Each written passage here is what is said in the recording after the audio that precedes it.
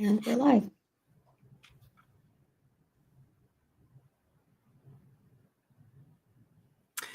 Hello, everyone. Glorious time zone, wherever you may be listening. Welcome to Sausage Links. Yes, it is pronounced Sausage Links.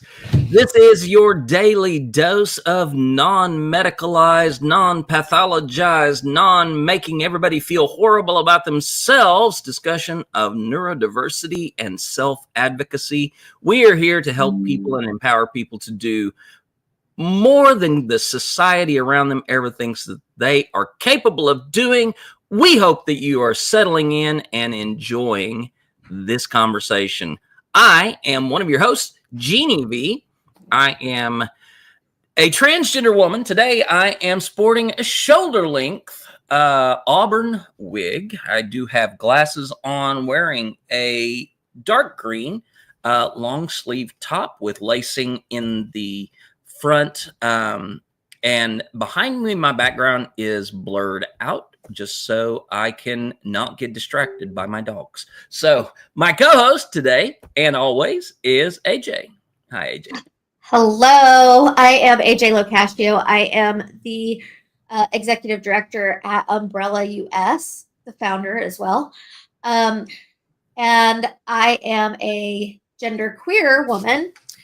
Today, I am wearing a black t-shirt that says, "Read books, be kind, stay weird." I have short, black, curly-ish hair with a gray streak in the front that is pulled back with a barrette. I wear glasses, and behind me, you see a brown wooden screen. Steve. Steve. It's a little running joke, folks. Sometimes when you don't have the words, names are helpful. So today, as we continue our journey of demedicalizing, depathologizing, de-wronging neurodiversity, we're going to be talking about one of the very central and key topics of medicalizing, pathologizing, and wronging neurodiversity, and that is the subject of diagnosis.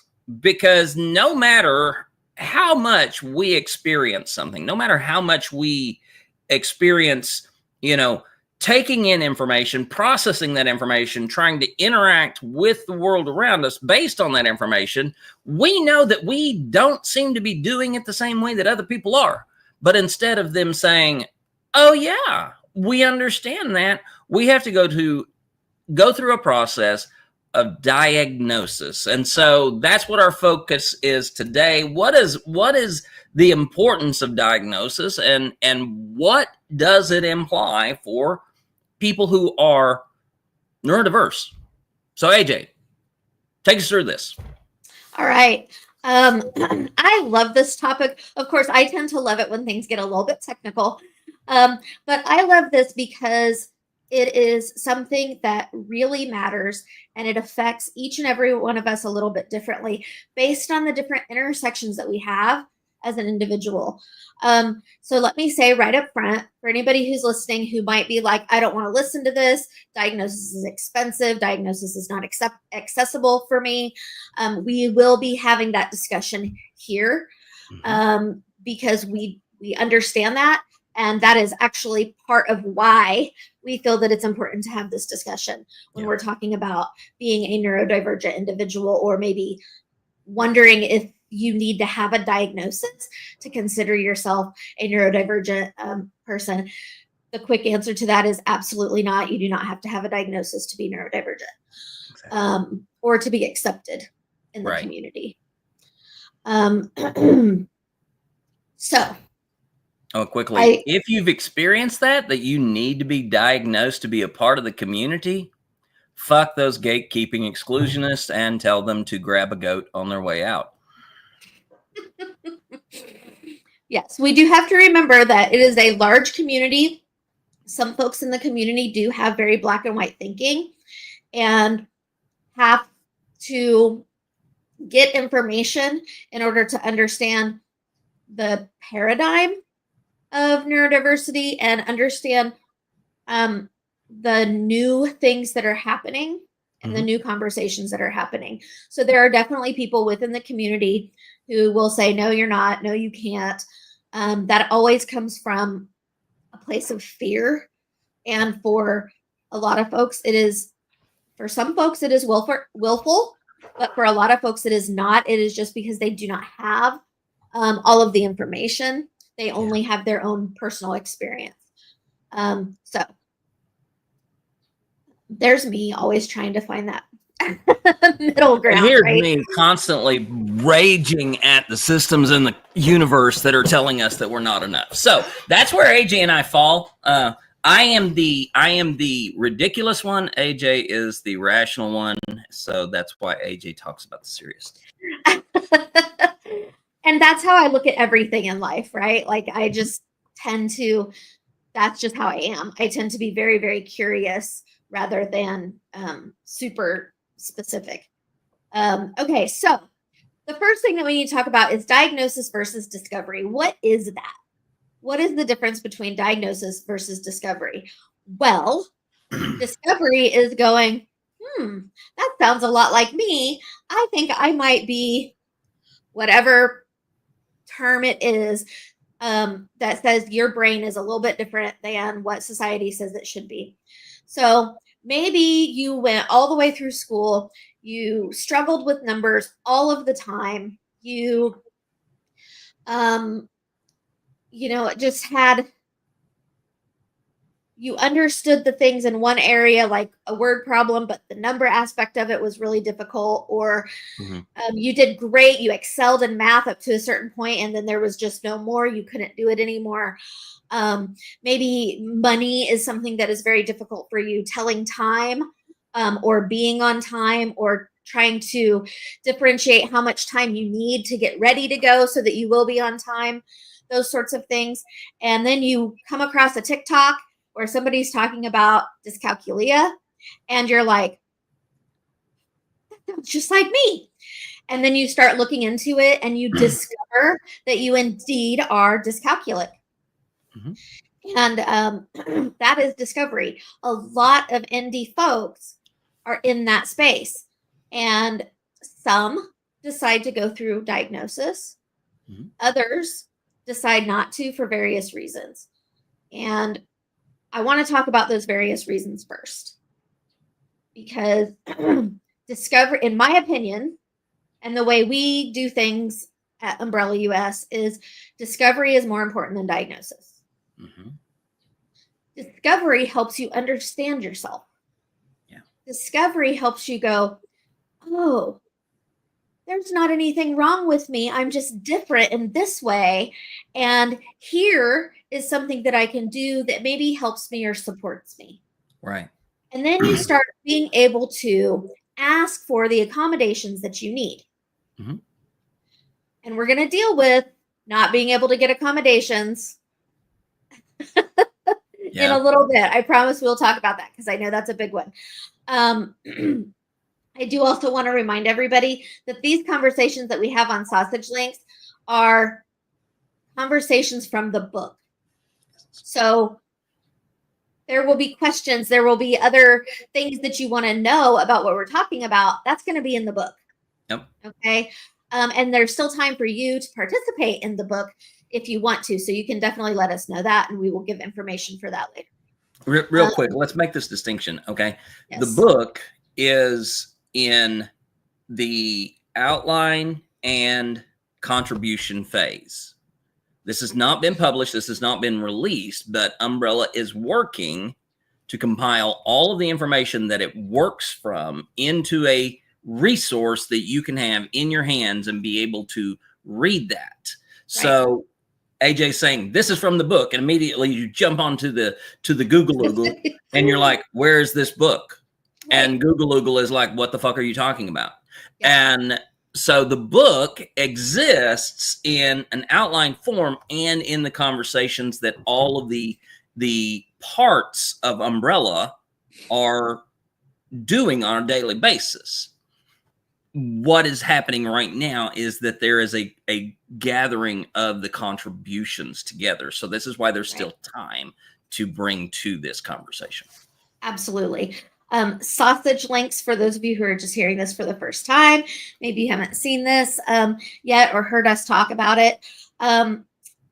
First of all, actually, before I even say that, let me say, if you hear one of us say a cuss word, this has been an intentional thing that we discussed and we know because a lot of folks in the indie community do cuss. They say bad words. I am one of them. And it really is a self-regulation thing that doesn't have anything to do with trying to make somebody feel bad or whatever. We kind of look at it as these are words.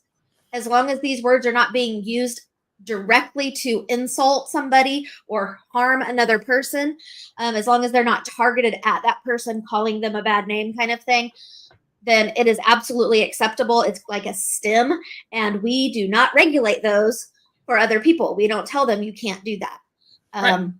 So which is why you see me drinking coffee and you see me, fidgeting at times, or you see me doing other things. AJ and I have, because we are recording this live. Okay. We're actually doing the show for some in the audience. And it's like, okay, we're going to be who we are, and we're not going to hide the realities of who we are. And yes, I cuss like a motherfucker. Quite honestly, Samuel L. Jackson is one of my patron saints. So I say these things not because I want to insult you unless I'm trying to, but more importantly, I say these things because I use it to express an emotional state that I need to just get out of my body. And just like AJ is currently playing with a stress ball, for me, because I am very much a talking person, I talk a lot. For me, cussing is a natural stem. Right. If we were to put a lot of energy into not being our authentic selves, you would miss out on a lot of what we have to say. Also, in the book, for people who contribute to the book, we are not editing out things. Like if they're explaining a situation and they have the word damn or shit or fuck or whatever it is, we're not going to edit that out because that is a personal experience from somebody. And that is exactly what we're advocating for. Yeah. And within the community, it is okay to be yourself.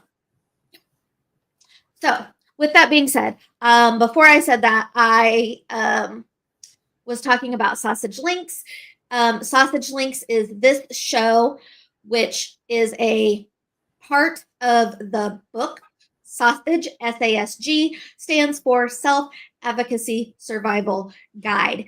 We are currently producing that book, and it is written by the community. So there are pieces in the book that are written by myself, and there are pieces of the book that are written by various members of the community. Jessica, who is our co-founder, Jessica and I sit down regularly and are writing pieces of the book. Some of these more technical things and kind of the introductions and that sort of thing. And then throughout the book, in all of the various areas, we have other people's experiences and contributions. So please, if you're in D and you want to contribute, either as someone who experiences things or as a professional who works with other indies and you have some tools that you would like to share, let us know, because that's what we're here for. And again, we'll give you ways to let us know later on. Awesome. We were talking about discovery versus diagnosis. I'm glad you kept up with it.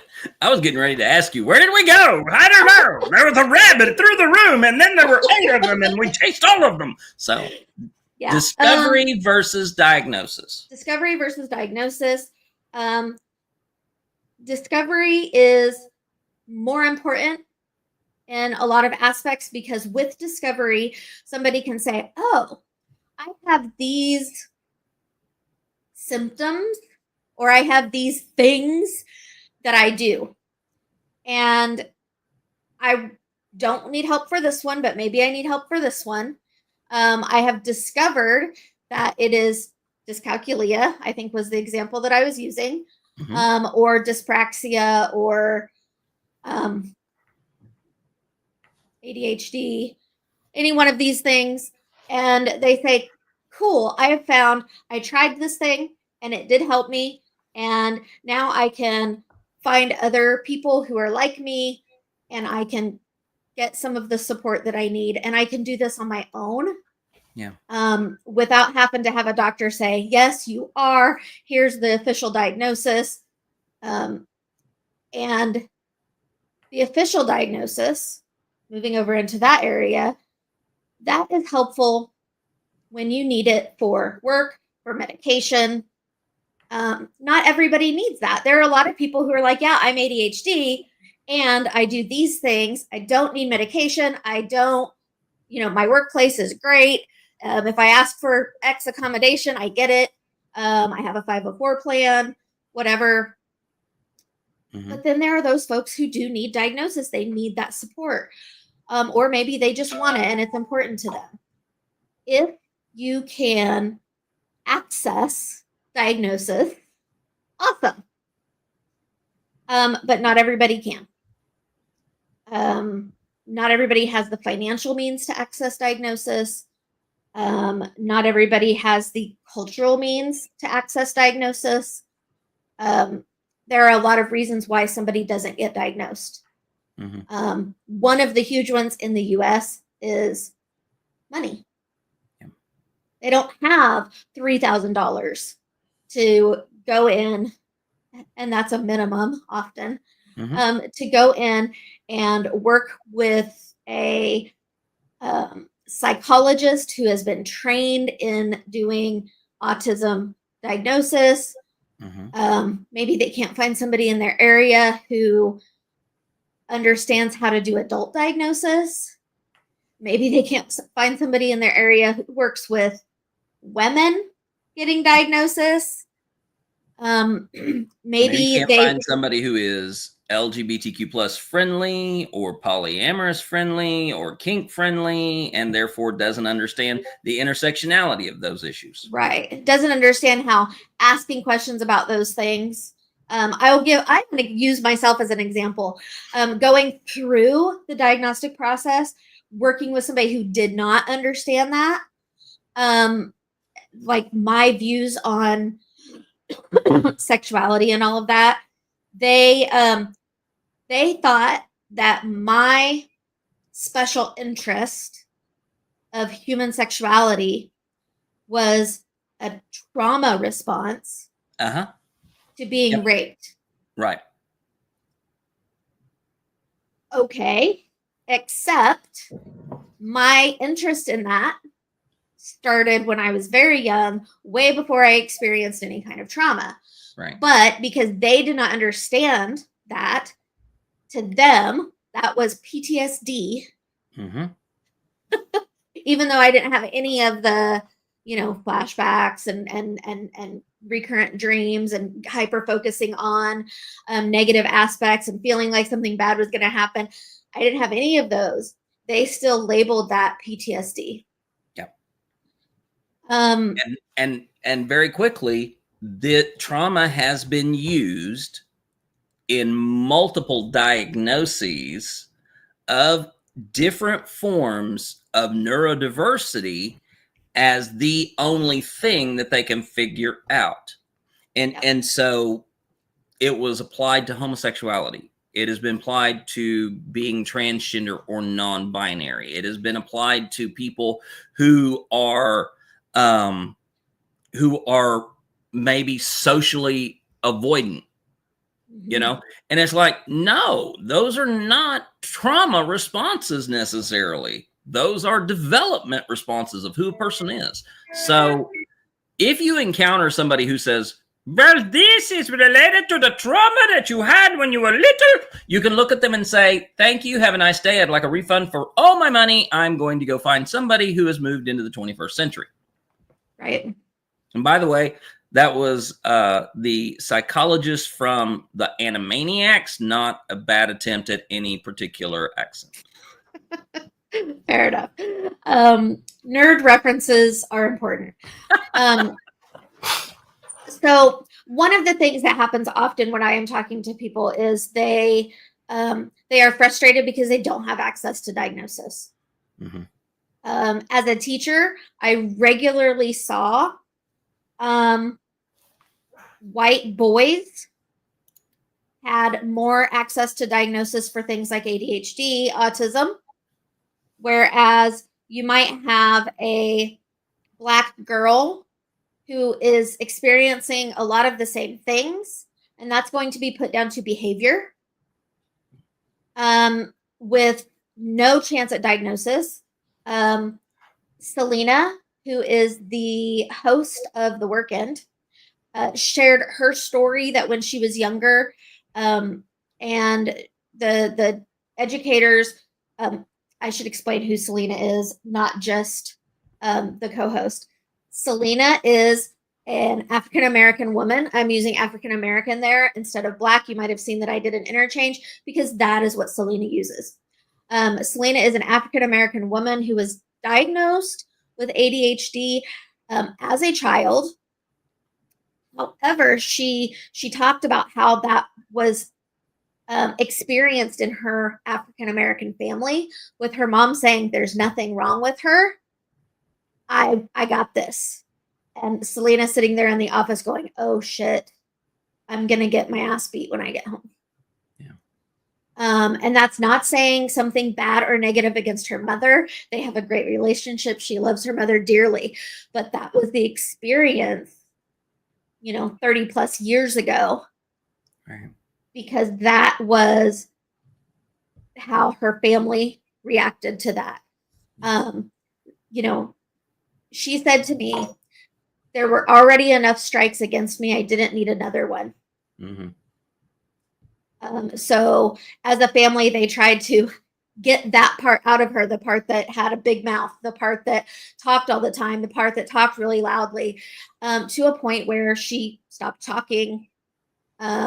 She stopped doing a lot of the things. She stopped really enjoying a lot of the things that she enjoyed, in order to not experience that additional outward problem, getting negative responses from other people. So that's another reason why people don't get diagnosis, because sometimes there is not an understanding within the community, and for various reasons the community does not accept that as a diagnosis. They don't believe it. They think that it's something that can be cured.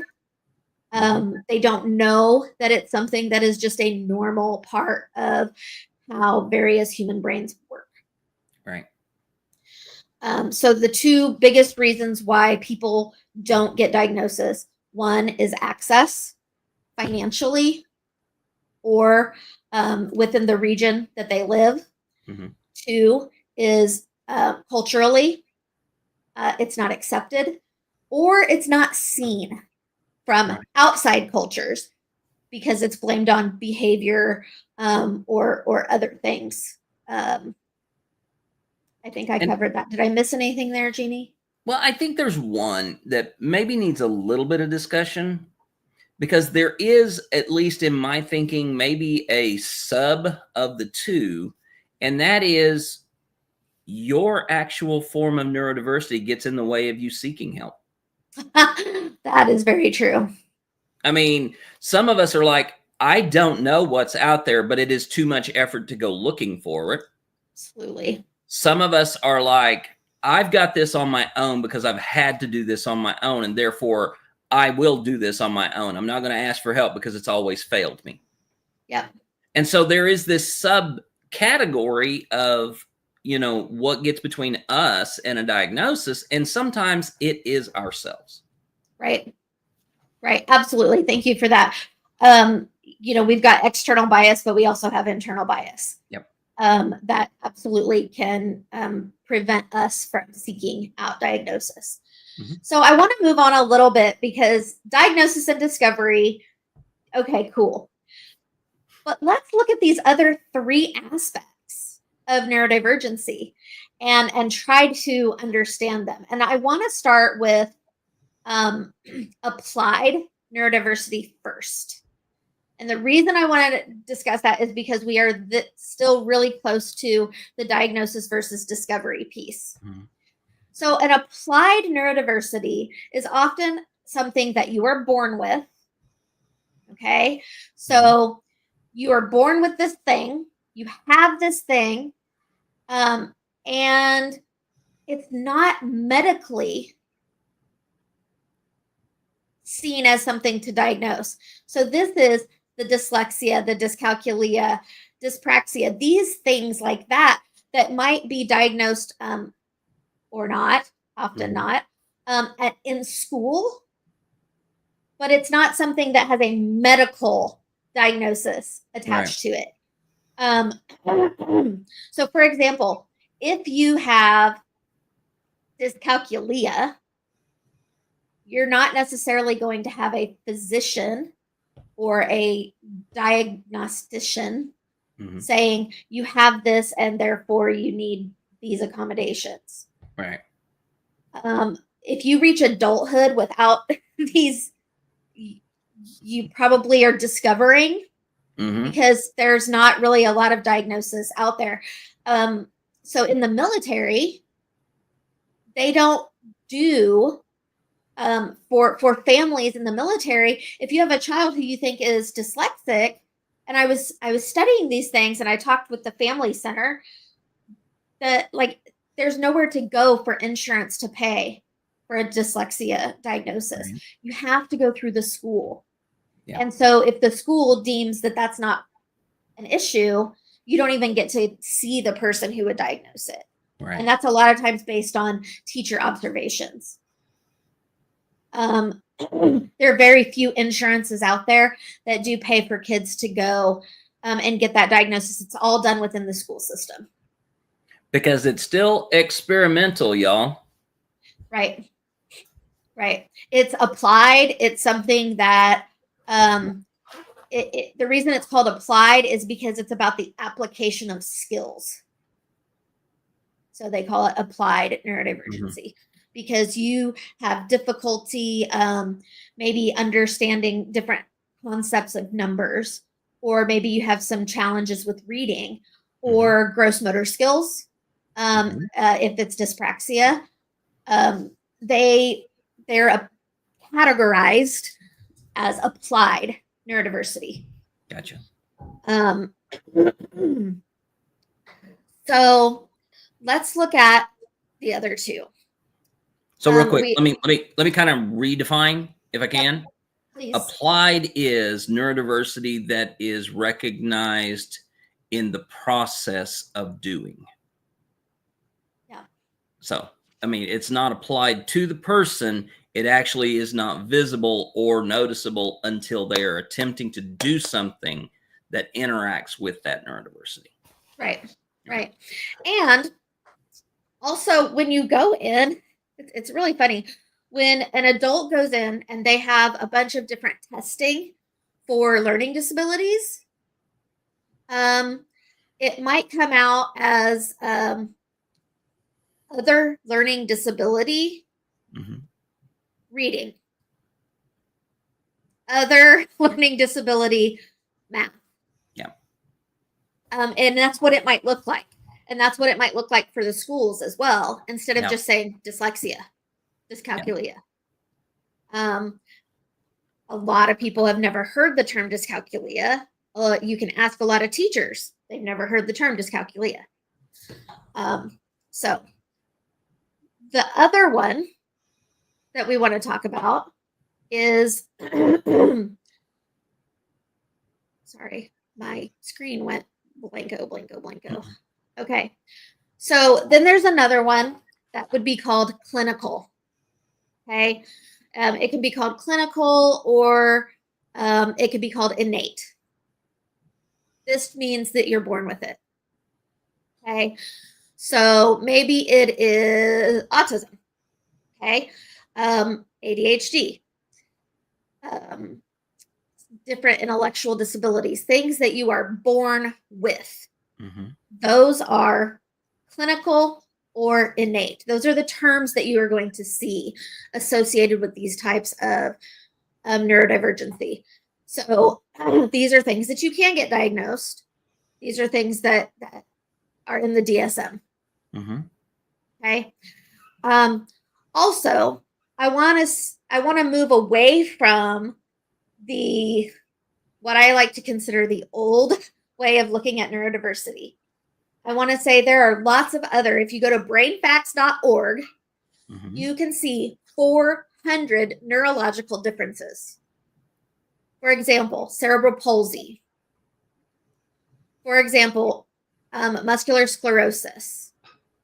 Anything that affects your brain or the nervous system is a neurodivergency. Yep. Okay. So if it is a neurodivergency that affects the brain or the nervous system in any way, and you are born with it, it is considered innate or clinical. Those are the terms that have been attributed to that. I like innate better than clinical. Yeah. And this includes sensory processing. Your eyes, your ears, Absolutely. your nose, your mouth, your sense of touch, your sense of your internal regulation, and your sense of relationship to the world around you. All of these things are part of your sensory system.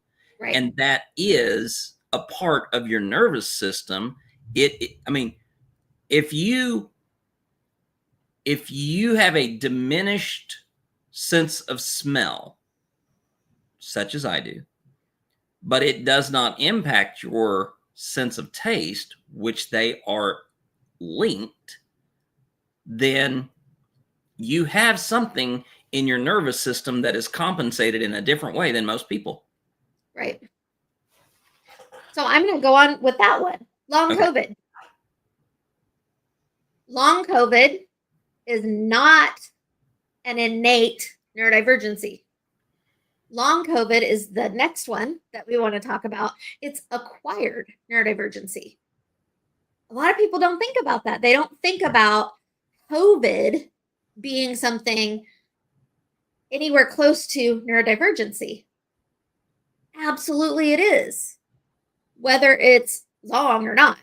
Mm-hmm. When someone is ill and it affects their cognition, they get brain fog, that sort of thing. Absolutely 100%. You are neurodivergent for X number of days or X period of time. Yep.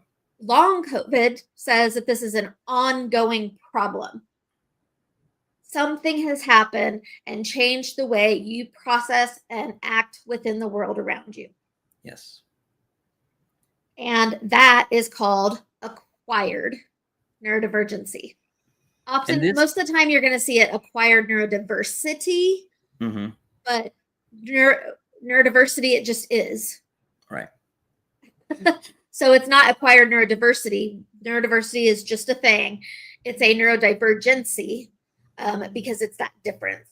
And this is a very important conversation because right now there is a lot of misinformation around the subject of, well, the brain does not develop until the mid-20s, and therefore the brain cannot really be developed under the age of 25, and then above that, the brain is fully developed. No, you can acquire a neurodivergent experience of life because the brain is always developing.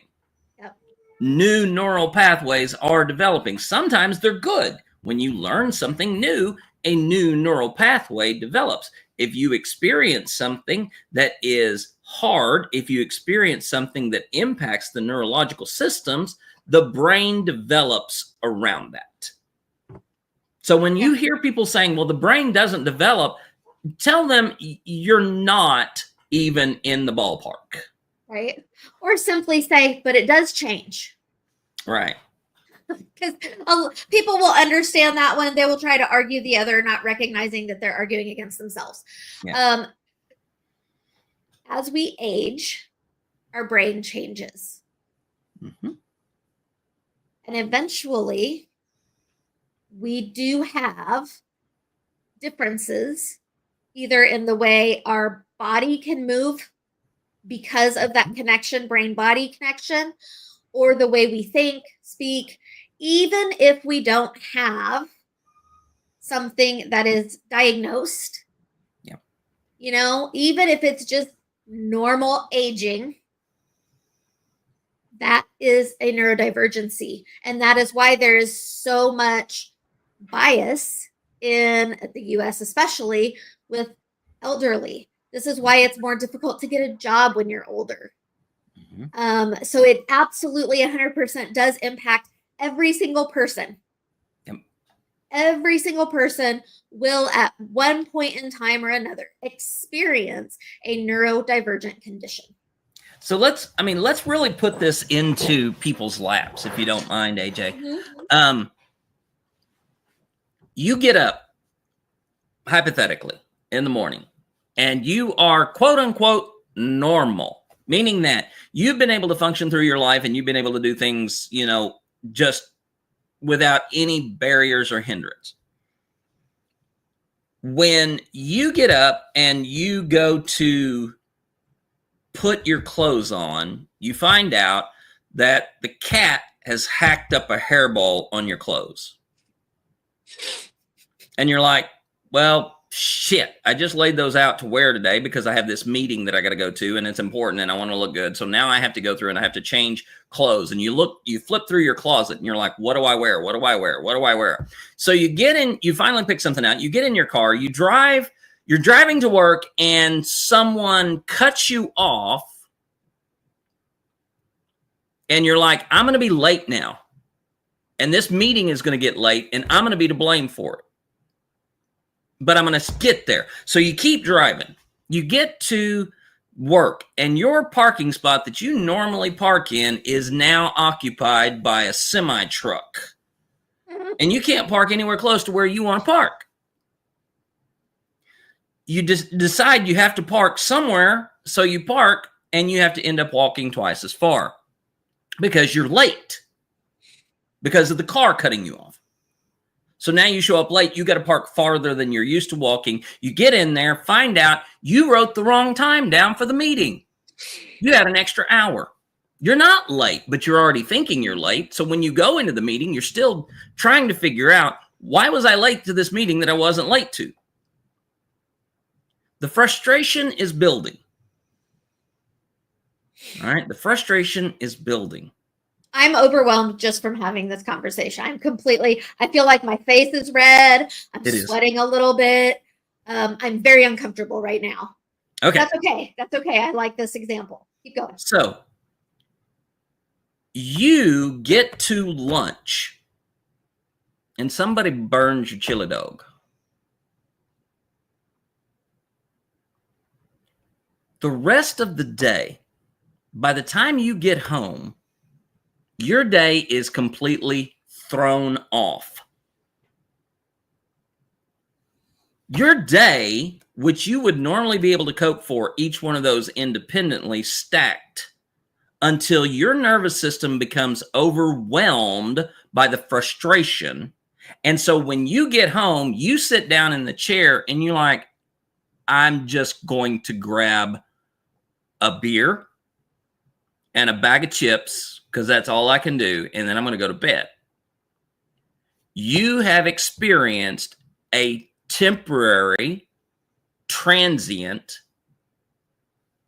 neurodivergent episode because you could not cope with all of the things that were impacting your nervous system throughout the day. Yeah.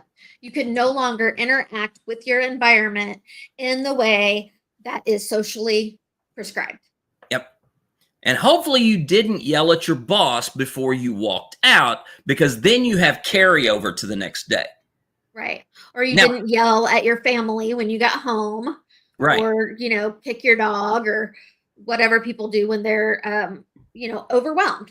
Right. Now, especially people who experience life closer to neurotypical. Right. Yeah. But for those of you who are new to the language, that's why I use normal. And I'm going to put this in huge air quotes because normal is not. Neurotypical is closer to what we describe as normal. But remember, I described you're one of those people that you wake up in your world every day and you think, I'm going to function as normal. And then I'm describing a very hypothetical situation, and AJ is over here getting ready to find a paper bag because she's getting ready to hyperventilate. I mean, it started with the parking space was the one that really got me, right? Like, I was able to get over the clothes thing. I'm like, okay, this is tough. But the parking spot, like, that's my parking spot. Yeah. And somebody is in my parking spot. I'm not going to be able to find my car when I come back out because I don't know where it is. So now I have to spend some time. I have to write it down in order to know where I am. And that's going to sit there with me all day. You parked here, you parked here, you parked here, you parked here. All day long. Even if I've written it down, it's going to stay in my head because I have a routine. Right. And so for those of us who have an applied or an innate neurodivergency, many times we have to be able to explain using the language of neurotypical experience. Because people almost all the time. Yeah, because people don't grasp what we're talking about. And so when I say to someone, I can't fill out this application, and they're like, it's only one page. I'm like, yes, I can count. I have a finger. Not the one that I want to give you, but it is a finger. But when I look at that form and all of the blanks and all of the letters get jumbled with the spaces, and my brain can't read the form. And it takes me 2 or 3 times as long to fill out a form than it should. Because sometimes I have to read the information 2 or 3 times what it's asking for. Or 200 to 300 times. Yeah. Because you just go, nope. Yep. Yep. Nope. Not doing it. Can't do it. Now, let me ask you, is that how it's always been? Or is that something that happened? Okay. So that specific thing right there is acquired. Yep. Right? Yep. So yesterday I had therapy. New psychologist trying to get to know me. Great. Love it. So I was talking about the fact that I'm trying to get my disability secured. I have a private disability benefit that I receive disability compensation because of that, but I have to annually check in and prove an ongoing disabling condition. So yesterday I'm trying to explain that I need to get in touch with my caseworker. I can't find the phone number for my caseworker because I had a letter that had the number on it, but now I can't find the letter. I need to talk to my caseworker because there's a deadline coming up and I need to communicate with them about this. I was explaining to my therapist that I know I need to contact my therapist. That is a present, real thing. And I know that my therapist needs me to contact them. But my brain could not put point A to point C together. I had no idea what B was. I have been sitting here for a week or so, week and a half, I think, fretting over how do I get a hold of my my caseworker to let them know about these changes so that they're included in my process. Sitting in the therapist after a week and a half of stressing about this, it's like, well, I know that I can call the company and go through the phone tree to get to my therapist somehow. That was absolutely the first time in a week and a half I'd thought about that. And the thought was still frustrating because it was the idea of, well, now I've got to go through the phone tree and I've got to go through all of the, if you are calling for such and such, press 1. And it's like, I had to get myself mentally prepared. Yeah. after leaving the therapist, come home, get settled, get to a place where I could do the thing so that I could just simply make contact with my therapist. Yeah. But in a week and a half, I never thought of something as simple as, why don't you just call the company and go through them to get to your caseworker? And I'm like, I used to be able to work around that. Mm-hmm. And now you need support. Yeah. Now you need to voice to somebody, I can't think about this. Yeah. What am I supposed to do? Right. Which comes with its own, cognitive dissonance, actually. Exactly. That's really what happens is there's just this big space in between the two things. And going through that space just feels impossible. And as we continued to talk about this, and the therapist worked with me through this, about the expectations and why that was such a barrier of fulfilling those expectations, we worked back through all of the significant events, going all the way back to what my mother expected of me and the perfection of grades and achievement and excellence and things like that. That level of expectation, in addition to expectations in an abusive situation within the church system I worked. And when I snapped back in 2016 to 2020, my ability to make those connections dropped off. Right. It is acquired, my inability to figure out to call the company. Yeah, I'm going to say it might be acquired. I'm not a diagnostician, but for a lot of women, this happens as we get older, as our hormones change. And this is why you're seeing a whole bunch of people, women in their late 30s, 40s, 50s, getting diagnosed.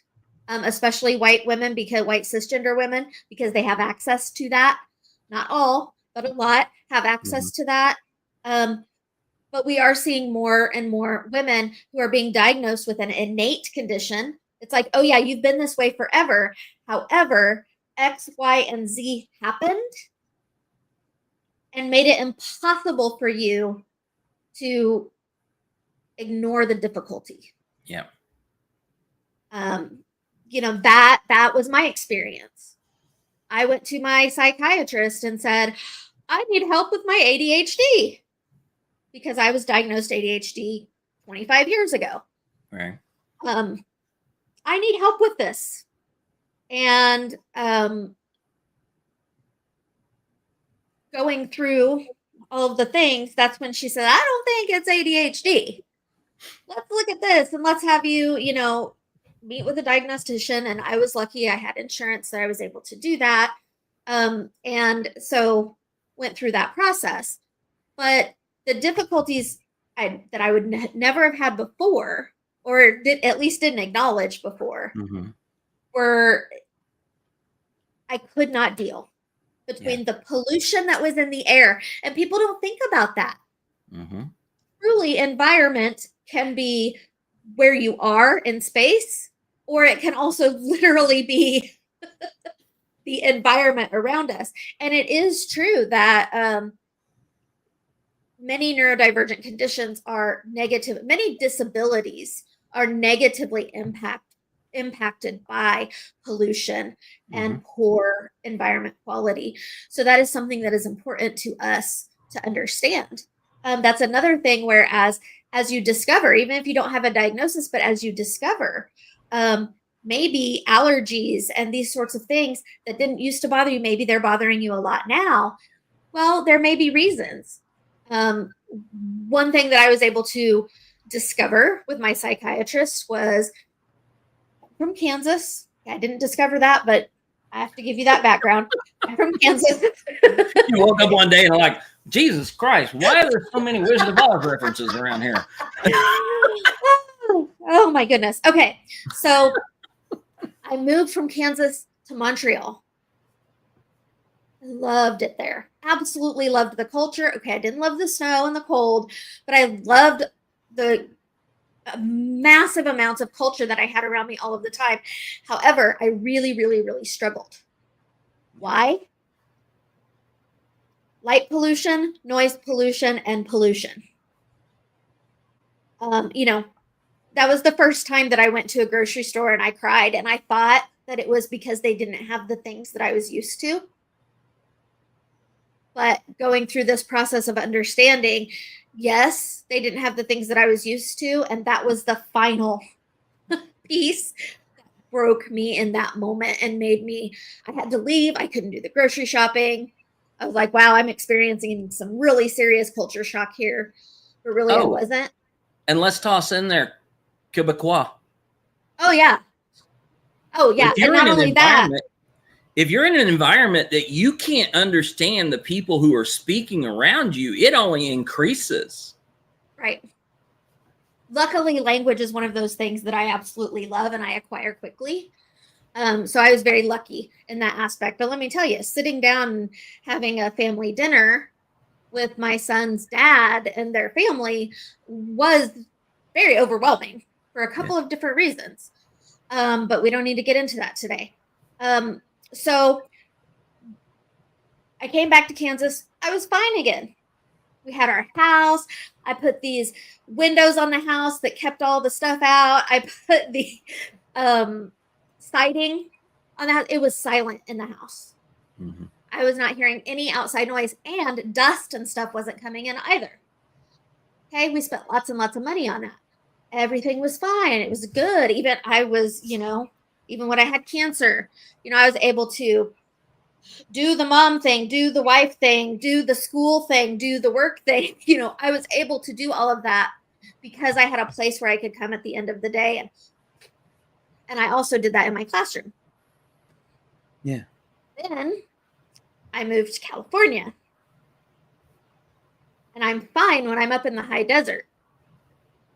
Then I go to the coast and I'm at Camp Pendleton, and daily it's becoming worse and worse and worse until I had to call the psychiatrist and say, I need help.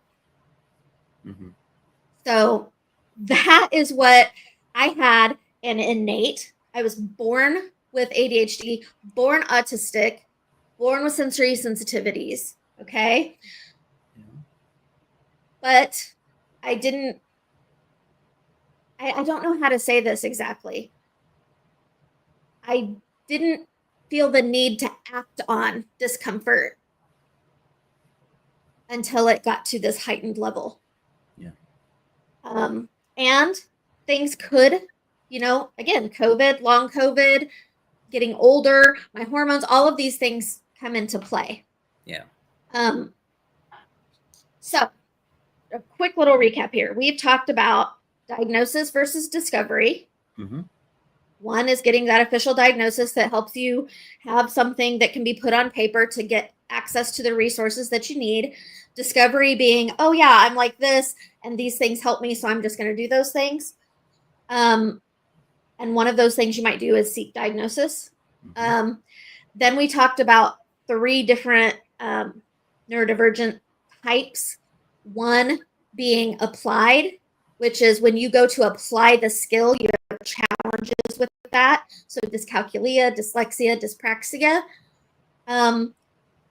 We talked about innate conditions, mm-hmm. being something that you are born with. Yeah. Okay? And then we talked about acquired conditions, something that you get later on, traumatic brain injury. This is where we left off, was with acquired.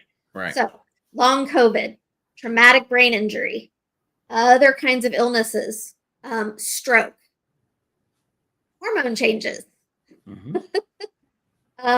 Different degrees and areas of mental health. All of these things are acquired. Yeah.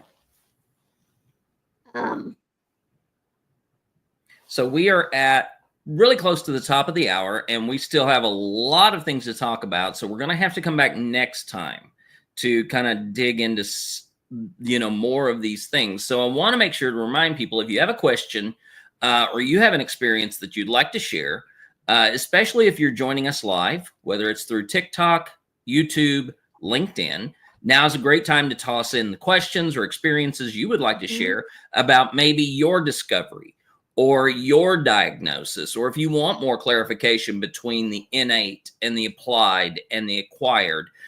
Please, you can definitely drop those messages to us. AJ has a telephone number that you can text questions to. That is 316-247-1099. That is 316-247-1099. So you can text questions directly to AJ. If you are on TikTok, you can contact me. If you're having to you're watching this live, you reach out to me. If you're watching on YouTube, put a message in that comment section. If you're in LinkedIn, put a message in that comment section. We can go back, we can look at those questions, we can address those directly to you, or we can pick those up in the next show. And by the way, we record on Tuesdays and Thursdays live, so you can join us on those platforms and be a part of the conversation. But if you have questions about, one of the forms that neurodivergency takes, or if you have an experience of discovery, an experience of diagnosis you'd like to share, now's a great time to put that in there. Right. Yes. And if you want to contribute, especially if you have something to talk about that has to do with work, whether that work is self-care, caring for others, a job, volunteering, going to school, any of those experiences, and you would like to be a contributor to the book, please definitely let us know. Again, you can text questions. You can call this number as well, but you're going to get voicemail and have to leave a message. 316-247-1099. You can also email info@umbrellaus.org, or any of the other ways that Jeannie said. Do we have any questions so far today? I know this isn't as on my side. Yeah, it's not as engaging as some of the things because it is technical, but it's very important to know. And we'll have a lot more of this information in the book so that people can take it in smaller chunks. Right. And get more vast explanations. And we're also trying to do this in bite-sized portions, because there is a lot to talk about in terms of diagnosis. And as we go on and we talk about the barriers to diagnosis, or we talk about the implications of a diagnosis that you may receive, those are very in-depth topics, and we got to take them and make them bite-sized. Right. I mean, every person's journey of discovery is different.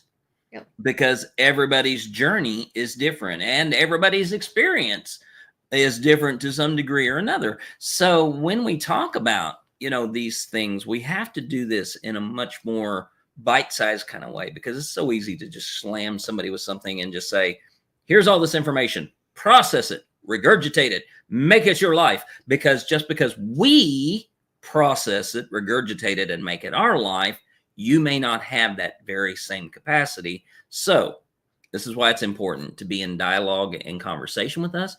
Bring us your questions, bring us your experiences, so we can share how those things are a part of the conversation.